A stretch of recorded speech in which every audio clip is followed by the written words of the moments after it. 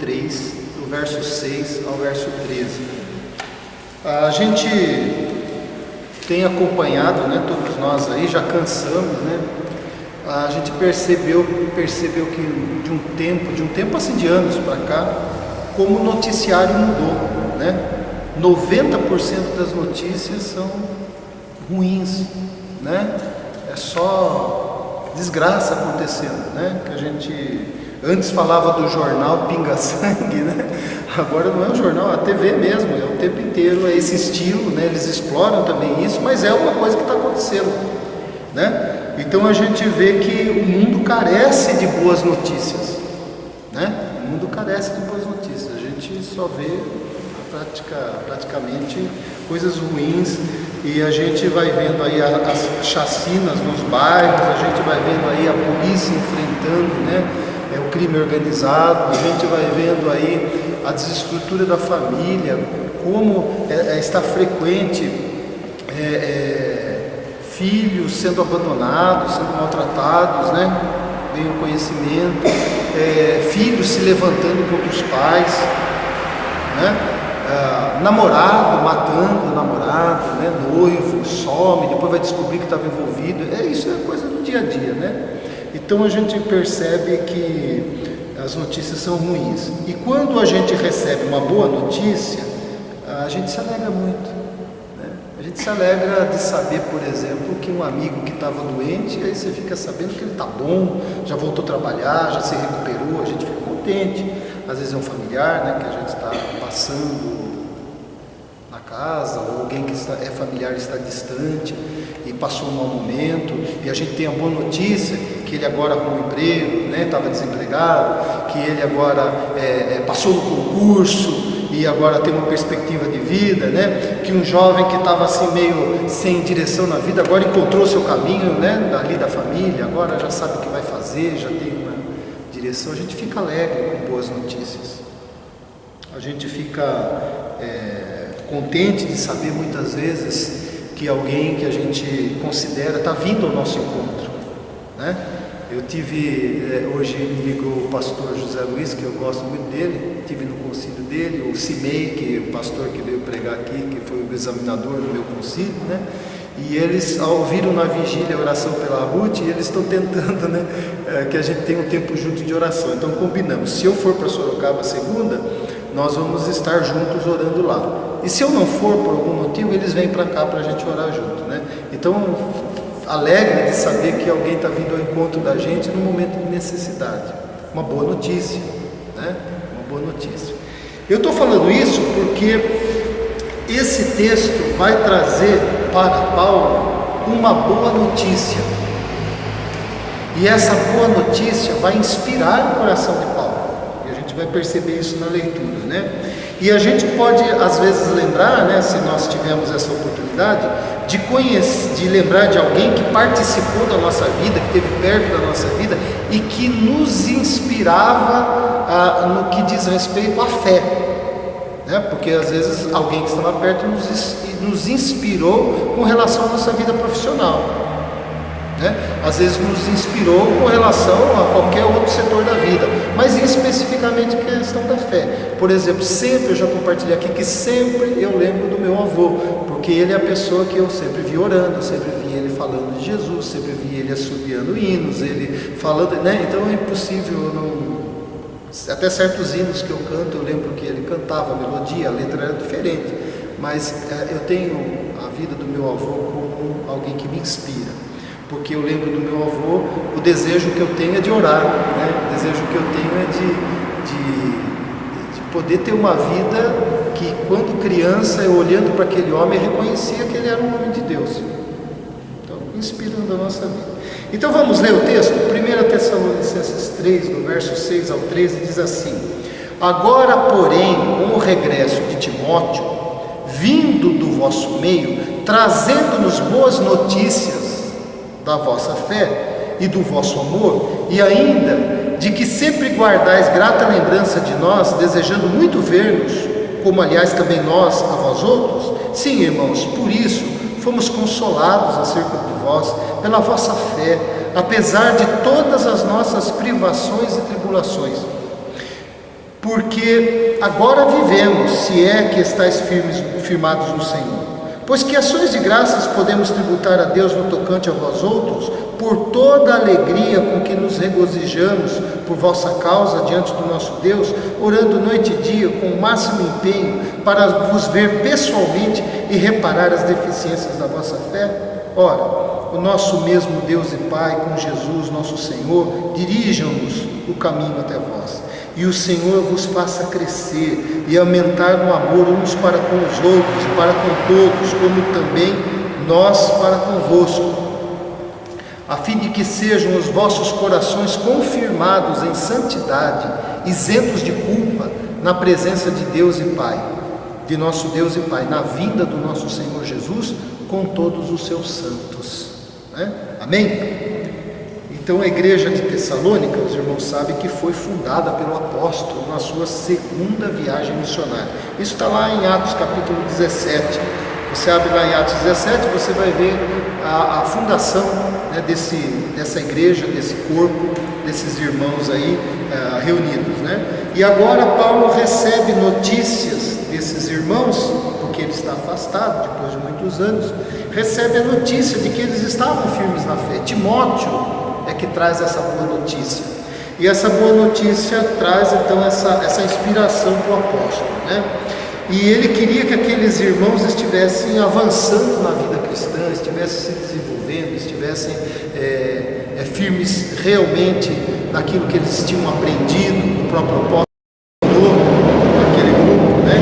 Toda essa preocupação, e que eles estavam firmes apesar da grande pressão, da grande tribulação, da grande perseguição que esses irmãos já estavam passando. Então a preocupação de Paulo era o seguinte: eles são novos na fé, estão passando por uma pressão muito grande, né, de perseguição. Como será que eles estão? Será que estão firmes? Aí ele recebe a notícia que eles estavam firmes na fé, né? E isso alegra o coração dele. As dificuldades aqui eram grandes. Se você ler toda a carta, você vai perceber. Por exemplo, eles estavam desconsolados, porque alguns irmãos haviam sido martirizados, haviam morrido, perseguidos e morreram, e eles tinham a ausência do consolo agora por causa da falta desses irmãos, né? Não era uma perda no sentido de saúde, mas no sentido de que foi invadido e mortos por causa da fé. Então, além de saber que aqueles irmãos haviam morrido, havia a apreensão do que poderia acontecer ao grupo, né? Então havia essa situação na carta, você vai ver isso. Você vai ver também que por causa disso alguns estavam sendo tentados a desistir da fé. A perseguição, quer dizer, eu nego esse Cristo e vivo tranquilo, né? Então havia essa preocupação também, e algumas coisas aconteceram. Aí ele recebe o relatório de Timóteo e fica contente. E então o que isso nos diz? Que eu quero trazer para a gente, que Deus deseja que a nossa vida seja uma boa notícia. Porque se a boa notícia nos inspira, se a boa notícia nos alegra, se a nossa vida for uma boa notícia, a nossa vida vai inspirar outras pessoas e vai promover coisas boas na vida de outras pessoas. Promover o que é? É dar impulso, é gerar, né? É fazer, avançar, provocar. Então, como é interessante saber que a minha vida, a minha conduta, a minha caminhada pode promover algo bom na vida de outra pessoa, em termos de fé.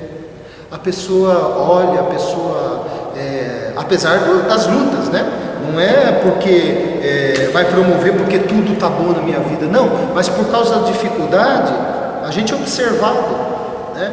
E aquilo acaba inspirando no momento que a gente passa pela dificuldade, a gente lembra. Então, eu queria aqui destacar 5 coisas dentro dessa passagem, que quando a nossa vida é uma boa notícia, ela promove na vida de outra pessoa. A primeira coisa está lá no verso 6. Alguém lê aí? Vindo, porém, agora Timóteo de vós para nós, e trazendo-nos boas novas da vossa fé e amor, e de como sempre tendes boa lembrança de nós, desejando muito ver-vos como também a vós. Isso. Essa palavra boa notícia, ela no original, no grego, é evangelizamento. Você vê que ela é uma palavra que vem da raiz evangelho, né? Ou a raiz do evangelizar. Então, quando a nossa vida de fé, a nossa caminhada com Deus é uma boa notícia, ela promove a propagação do evangelho. Ela promove, porque havia muitas coisas para serem corrigidas nesse grupo. Paulo deixa isso claro, né, na carta. Mas havia um grupo fiel, havia um grupo que não era o grupo dos perfeitos, mas é o grupo que, apesar das suas deficiências, estavam firmados no Senhor, estavam buscando o Senhor. Você veja que no capítulo 1 de Tessalonicenses, no verso 6, olha só o que ele diz: com efeito, vos tornastes imitadores nossos e do Senhor. Esse era o testemunho que tinham desse grupo. Tendo recebido a palavra, posto que em meio a muita tribulação, com a alegria do Espírito Santo, de sorte que vos tornastes, olha só, modelos para todos os crentes na Macedônia e na Acaia. Esse grupo se tornou um modelo, entendeu? Gente que você olhava e falava assim: vamos copiar o que esse pessoal está vivendo, né? Como esse pessoal está se conduzindo. Olha só, porque de vós repercutiu a palavra do Senhor, não só na Macedônia e na Acaia, mas toda a parte se divulgou a vossa fé para com Deus, a tal ponto de não termos necessidade de acrescentar coisa alguma. Olha só que fala de Paulo, né? Desse grupo, não tem o que acrescentar, né? Então promove. Quando a maneira da gente viver é uma maneira que agrada a Deus, isso promove o Evangelho. Sabe por quê?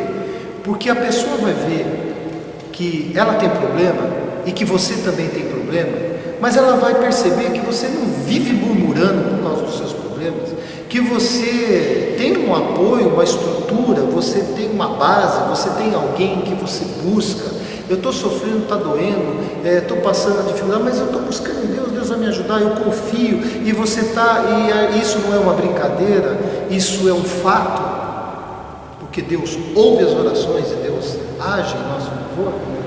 Então ela vai falar: como que é isso? Como é a gente viver dificuldade e não murmurar? Porque murmurar é muito fácil, né?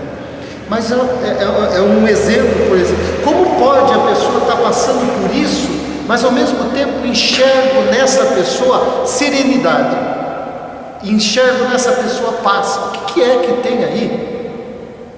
Desperta a curiosidade, né? E apesar da gente receber muitas críticas, eu digo a gente, aquele que fala em Jesus, aquele que assumiu um compromisso com Jesus, por parte daqueles que não creem nisso, acho que tudo isso é uma baboseira, mas é interessante, não tira os olhos da gente, né? O discípulo de Jesus é observado, a verdade é essa. Tanto é que qualquer escorregadia tem um dedo para apontar, não é? Então a gente é observado. Mas isso, o próprio Evangelho causa na vida da gente, porque se acontece para o lado ruim, para o lado bom também. Porque as pessoas muitas vezes olhando para a nossa vida encontram força, encontram ânimo. Não é que a gente seja forte a ponto da gente dizer: não, eu sou o modelo para vocês. Não, mas é que a vida com Deus, ela muda a gente, né? E isso gera algum tipo de inspiração na nossa maneira de falar, de conduzir. Então ela promove a propagação do Evangelho, como esses irmãos estavam fazendo. Segunda coisa, está lá no verso 7 ao verso 9, diz assim: sim, irmãos, por isso fomos consolados acerca de vós pela vossa fé, apesar de todas as nossas privações e tribulação, porque agora vivemos, se é que estáis firmados no Senhor. Esse se é não é uma dúvida, né? Mas é uma afirmação, não é uma condicional aqui, dizendo que de fato vocês estão firmados no Senhor. Pois que ações de graça podemos tributar a Deus no tocante a vós outros, por toda a alegria com que nos regozijamos por vossa causa diante do nosso Deus. Então veja, Paulo é a nossa grande inspiração.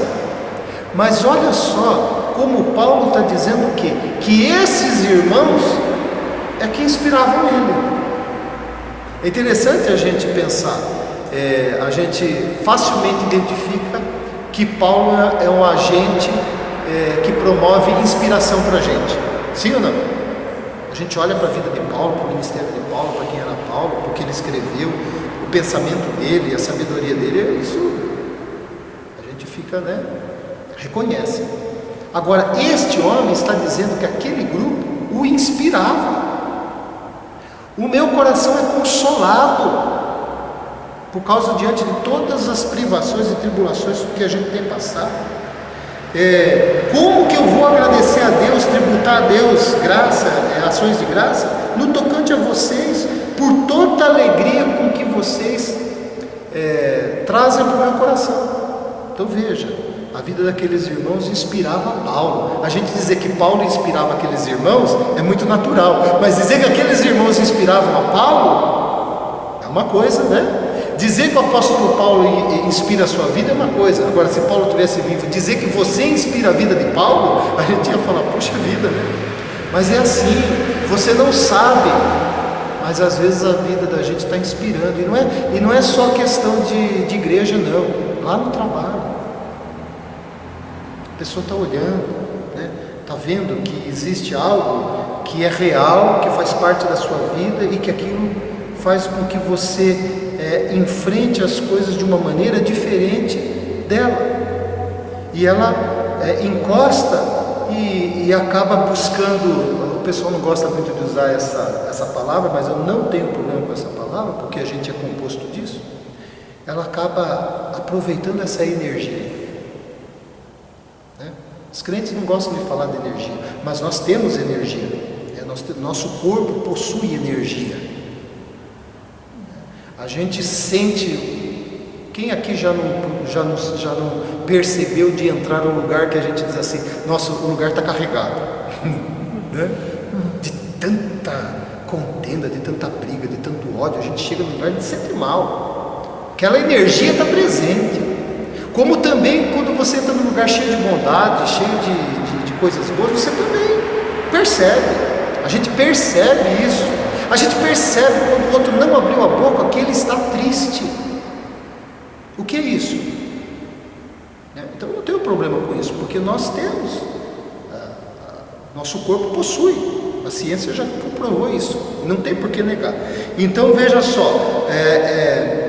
Do 7 ao 9, quando a nossa vida é uma boa notícia, ela promove alegria na vida de outras pessoas.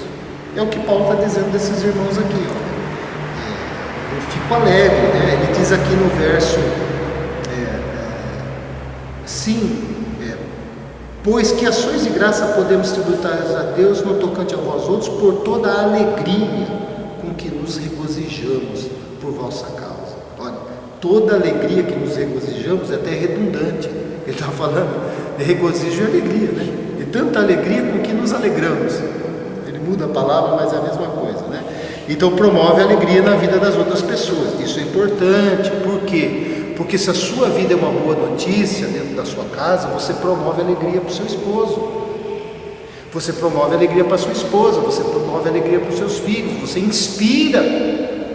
Um pai que tem um compromisso com o Senhor, sem falar muito, a vida dele acaba inspirando a vida dos filhos com relação à fé.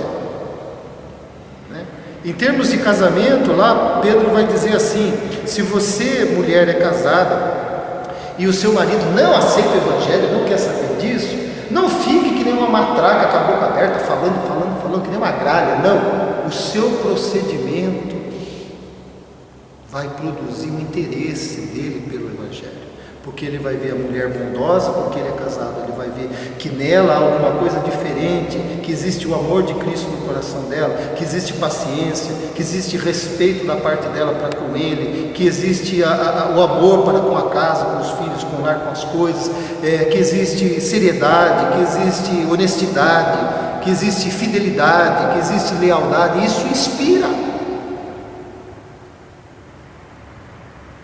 Eu vi um cara falando na televisão assim: falando da mulher dele, não tem importância que ela é grandona, tem estria, tudo. Eu amo essa mulher, né? O jeitão dele falar, né? Assim, não tô nem aí, que ela parece, era mais ou menos, ela parece um trator, né? Não tem importância, eu amo essa mulher, porque essa mulher é muito boa para mim. Eu achei engraçado o jeitão que ele falou, mas a gente entende o que ele está dizendo, né? O que está dentro dela é tão forte que o que às vezes o tempo, a vida ou as circunstâncias acabaram produzindo do lado de fora não tem importância, né? Eu estou apaixonado pelo lado de dentro dela, de fora também gosto de andar de trator. Né? Então ele promove essa questão. Do verso 6, 10, 11 diz assim: agora porém, com o regresso de Timóteo, vindo do nosso trabalho, trazendo boas notícias da vossa fé, o que acontece? De que sempre guardais grata lembrança de nós, desejando muito ver-nos. Daí ele diz, como aliás também nós a vós outros. Então ele diz, quando ele recebe a notícia, a boa notícia da vida deles, surge um desejo ainda maior no coração de Paulo, de vê-los, de estar com eles. E ele recebe a notícia que eles têm vontade de rever Paulo, de estar com Paulo, né? E aí ele diz aqui também no verso 10 e verso 11, que ele ora por isso, orando dia e noite com o máximo empenho, para vos ver pessoalmente. 11, ora, o nosso mesmo Deus e Pai, Jesus nosso Senhor, dirija-nos o caminho até vós. Não é isso? Então, quando a vida da gente é uma boa notícia, ela promove a aproximação entre as pessoas, não é? Quando a gente recebe uma boa notícia de um amigo lá da faculdade, de um parente, o desejo que brota no nosso coração é de ver essa pessoa. Às vezes, sabe o que a gente faz hoje com facilidade? Você vai lá e procura na rede social, vê se você com outra pessoa e de repente você comunica com ela, não é assim? Ou então você quer saber mais, né? Mas dá essa vontade de estar junto, não é isso? É isso que Paulo. Então, quando a vida da gente é uma boa notícia com relação à fé, promove a vontade de estar perto. Ninguém tem prazer de estar perto de uma pessoa murmuradora, de uma pessoa que não tem fé, né? Que tem um olhar negativo para tudo. Dá vontade de ficar perto? Não, isso influencia a gente, né? Às vezes a gente no ambiente de trabalho, você chega lá, levantou, como diz assim, levantamos com o pé direito, né? Levantamos bem, levantamos, né? Aí você está num ambiente complicadíssimo. Como é que você sai dali? Como é que você chega em casa no final da tarde? Com a mesma alegria que você saiu de manhã? Não, muda, né? Mas se a gente também é um autor, é alguém que promove a aproximação das pessoas, promove a amizade, promove a reconciliação, promove coisas boas, a gente também pode influenciar para o bem, não é? Então é isso que Paulo está dizendo aqui para a gente. E olha só o que acontece. Paulo, além de querer ver, ele começa a orar por esses irmãos. Ele diz que está orando por esses irmãos. Não posso vê-los, não posso estar pessoalmente com eles, mas eu posso dobrar meu joelho e orar por eles. Olha quanta coisa, aproximação das pessoas espiritualmente também. Do verso 10 ao 13, um irmão leia, por favor, para a gente tirar outro ensino aqui do que a nossa vida, quando é uma boa notícia, promove. Que diz lá? Orando noite e dia? Orando abundantemente dia e noite, para que possamos ver o vosso rosto e supramos o que falta à nossa fé. Ora, o mesmo nosso Deus e Pai e nosso Senhor Jesus Cristo encaminha a nossa viagem para vós. E o Senhor vos aumente e faça crescer em amor uns para com os outros, e para com todos, como também fazemos para convosco, para confirmar os vossos corações, para que sejais irrepreensíveis em santidade diante de nosso Deus e Pai, na vinda de nosso Senhor Jesus Cristo por todos os seus santos. Isso, quando a nossa vida é uma boa notícia, nesse sentido que a gente está falando, isso promove orações a nosso favor, né? Então o que acontece? Ele recebe o relatório de Timóteo e ele começa a orar insistentemente, já vem orando e começa a orar insistentemente ou seja, acima do normal, além do normal, começa a orar de forma transbordante por aqueles irmãos, né? Noite e dia, ele diz aqui, para que Deus supra caso alguma coisa lhes falte, em termos de fé, em termos de compromisso. Quem de nós pode dispensar a oração? Quem que é doido, né? Nenhum de nós. E aí o que acontece? A gente não sabe você não sabe quantas pessoas estão orando por você. A gente não sabe. A gente não tem noção. Você não tem noção de um irmão que de repente começou a orar por você, você nunca vai saber, e ele orou. Às vezes Deus moveu o coração, às vezes ele falou, rapaz, você não viu mais o Henrique lá? Ele está em Itapetininga, tal, puxa vida, tal. De repente aquele irmão chega lá e ora por mim, eu nunca vou saber. Não é? Como você também nunca vai saber, às vezes, quem está orando por você. Normalmente, você vai ver que atrás de uma conversão, sempre houve alguém orando, né? Olha, minha avó nunca deixou de orar, diz o jovem, né? No seu testemunho de conversão. Quantas vezes a gente ouviu isso, né? Eu já vi uma sogra que orou por um genro 20 anos, daí ele entregou a vida a Cristo. Que é um milagre maior que esse, né? Mas assim, a gente não tem noção. Mas aqui aqueles irmãos às vezes não sabiam que Paulo orava por eles dia e noite, porque orar dia e noite é um termo para expressar a intensidade, né? A frequência com que ele orava, a preocupação que ele tinha com aquele grupo. Às vezes nem aquele grupo sabia, né? Mas promove isso na nossa vida. E por último, promove a atuação de Deus, porque aqui nós temos o conteúdo da oração de Paulo. Olha o que diz aqui no verso 11 a 12: e o Senhor vos faça crescer. Olha a oração de Paulo está orando aqui: o Senhor vos faça crescer, aumentar o amor uns para com os outros, para com todos, como também nós para convosco, né? A fim de que vocês sejam os vossos corações confirmados em santidade, isentos de culpa, na presença do nosso Deus e Pai, na vinda do nosso Senhor Jesus Cristo, com todos os seus santos. Então Paulo ora pedindo por amor, por crescimento e por santidade daqueles irmãos. Às vezes alguém está orando pela gente, por santidade, por crescimento, para que o amor aumente. Olha, se alguém orar por mim, para que o amor em mim aumente,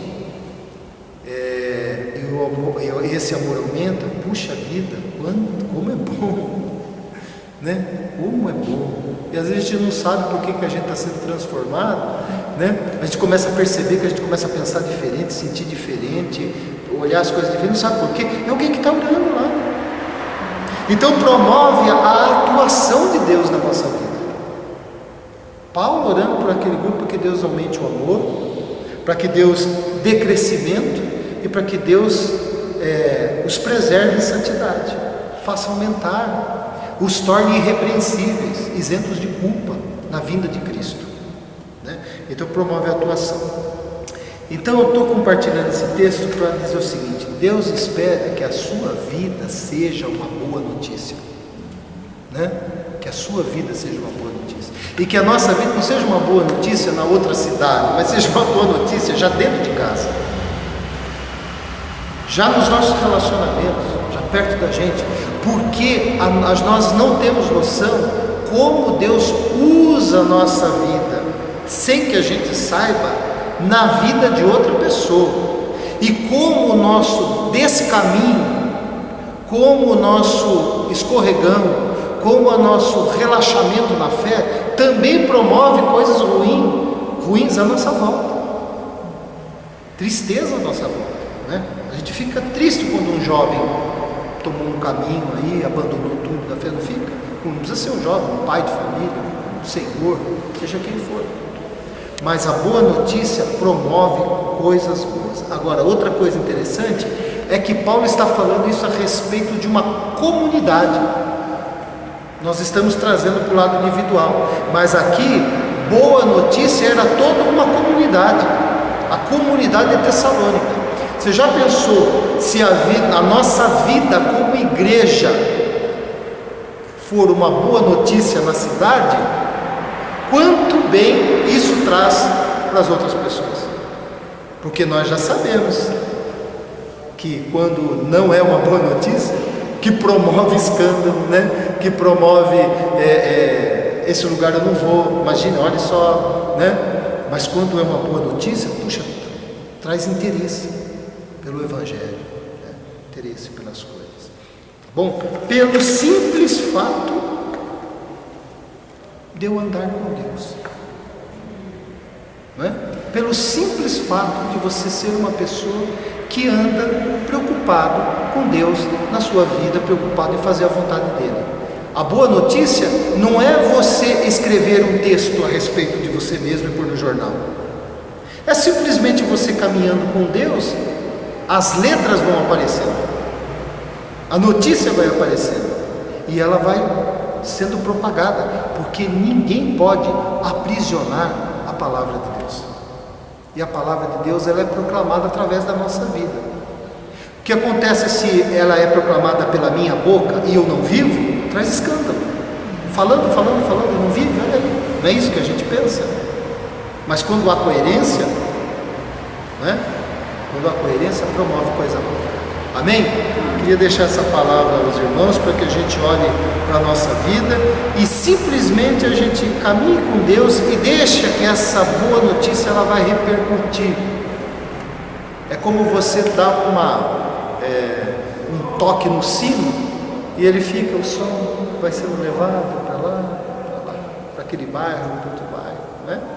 Ele faz o serviço sozinho, pelo simples fato de andar com Deus. Então eu não preciso forjar nada, eu não preciso aparentar nada, eu simplesmente preciso caminhar com Deus. Se eu caminhar com Deus, a notícia acontece. Amém? Pai querido, obrigado pela tua palavra que vem trazer ao nosso coração aquilo que nós cantamos, que nós queremos ser um vaso de bênção. Nós queremos, ó Deus, nós queremos mesmo simplesmente caminhar com o Senhor, porque isso já é bom demais. E que toda essa graça, essa possibilidade, se for possível, se assim o Senhor quiser, que a minha vida, a vida dos meus irmãos, sejam promotoras de coisas boas na vida de outras pessoas. E que isso que acaba sendo testemunhado possa trazer as outras pessoas para perto do Senhor. Se a nossa vida cumprir essa missão, esse papel, nós já estamos felizes de saber que estamos fazendo a obra do Senhor. Em nome de Jesus, ó Pai, capacita cada um para que realmente o nosso coração deseje ser um vaso de bênção, a gente caminhe com o Senhor e a nossa vida seja uma inspiração a partir da nossa casa, a partir dos relacionamentos que estão próximos da gente, e que como igreja isso também aconteça, que se propague, que aqui o Senhor está presente, que aqui a gente se esforça para andar de acordo com a tua vontade. Não para que as pessoas nos olhem assim, mas para que isso seja natural de quem anda com o Senhor. Em nome de Jesus, agora leva-nos para a nossa casa, debaixo da tua proteção, da tua graça, dá-nos uma noite de descanso, Pai, refazendo as nossas forças, e que amanhã a gente possa levantar com um desejo de comunhão e bem próximos do Senhor, sabendo que amanhã o Senhor há de prover aquilo que a gente necessita. Em nome de Jesus. Amém. Amém. Deus abençoe.